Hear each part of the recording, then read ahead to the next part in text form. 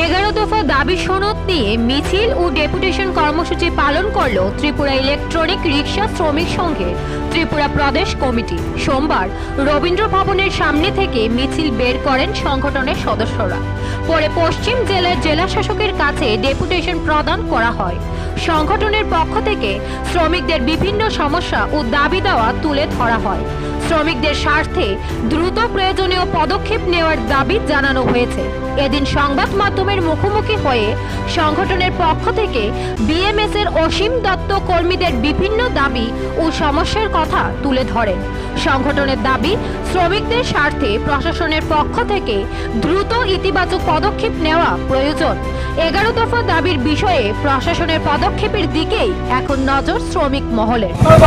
নমস্কার। আজকে এই র্যালি বিশেষ করে হলো আপনারা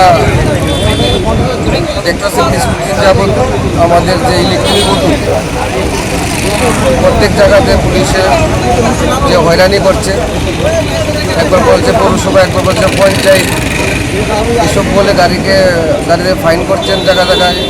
গাড়ি নিয়ে এসে সেদিনে থেকেও আপনার পুলিশের রিজার্ভের মাঠে নিয়ে এসে অনেক গাড়ি আটকে রেখেছে। আমাদের যে ইলেকট্রনিক ওটু আমরা অনেকদিন আগে থেকে আমরা দাবি করে এসেছি যে আজকে আমরা ব্যুরো রিপোর্ট, এশিয়ান টাইমস।